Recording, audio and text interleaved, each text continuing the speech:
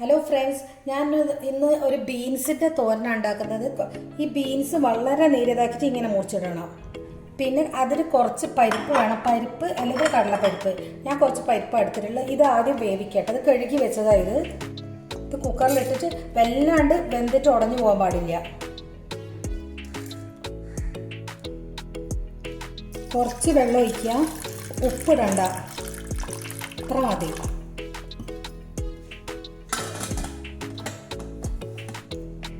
പരിപ്പ് വേവുന്ന നേരം കൊണ്ട് കുറച്ച് ചെറിയ ഉള്ളി, ഒരു 4 അല്ലി വെളുത്തുള്ളി, പിന്നെ എരിവിന് വേണ്ടത് പച്ചമുളക്. ഞാൻ 3 പച്ചമുളക് എടുത്ത് ഇതൊന്ന് ഒതുക്കിയിട്ടെടുക്കുക. ഇത് ഒതുക്കി എടുത്തിട്ടുണ്ട്. ഇനി ബീൻസിൻ്റെ ഉപ്പേരി ഉണ്ടാക്കാൻ തുടങ്ങാം. ഇട്ട് വെച്ചിട്ടുണ്ട്, അത് ചൂടാവട്ടെ. കുറച്ച് വെളിച്ചെണ്ണ ഒഴിക്കുക.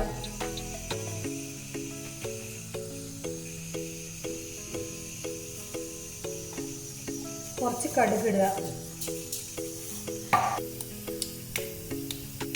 ഇത് 3 കായ്മുളക് ഇടുന്നുണ്ട്.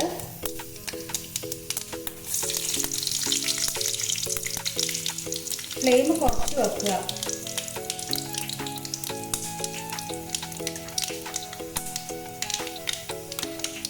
ഇതിനകത്തേക്ക് ഈ ഒതുക്കിയത് ഇടുക.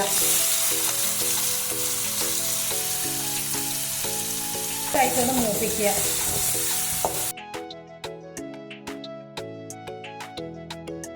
ബീൻസിനകത്ത് കുറച്ച് മഞ്ഞളും കുറച്ച് ഉപ്പും ഇടുക.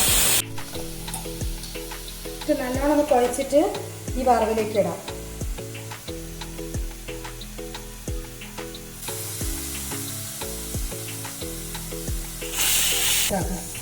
ഈ ഈല് കിടന്നിട്ട് ഇത് മെല്ലെ വെന്തോട്ടെ. വെള്ളം ഒഴിക്കാൻ പാടില്ല.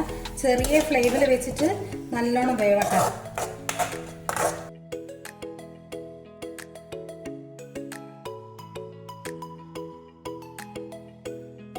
ഇത് വെന്തിട്ടിട്ട് ഇങ്ങനെ വെന്താൽ മതി. ഇനി നല്ലോണം ഒന്ന് ഉടച്ചിട്ട് നമുക്ക് വറ്റിച്ചെടുക്കാം.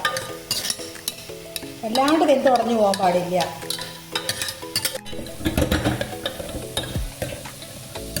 ജീരകം കുത്തി വെച്ചതാണ്, ഇതും പാടയിലേക്ക് ഇടുക.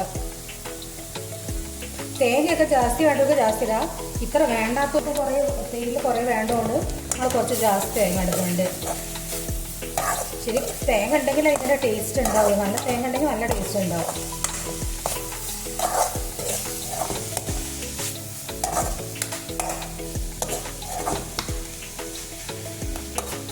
ബീൻസിൽ കുറച്ച് ഉപ്പ് കുറവുള്ളതുകൊണ്ട് കുറച്ച് ഉപ്പ് പരിപ്പിലിടുന്നുണ്ട്. ഇങ്ങനെയാണ് വേണ്ടത്. ഇങ്ങനെ വറ്റിട്ട് ഇങ്ങനെ ഉടച്ചിട്ട് കുറച്ച് പരിപ്പ് കടിക്കാൻ വേണം ഇതിൻ്റെ അകത്ത്. അതുകൊണ്ട് അത് അധികം വേവിക്കാത്തത്. ഇനി ഈ പരിപ്പ് ഇതിലേക്ക് ചേർക്കാം. മിക്സ് ആക്കുക.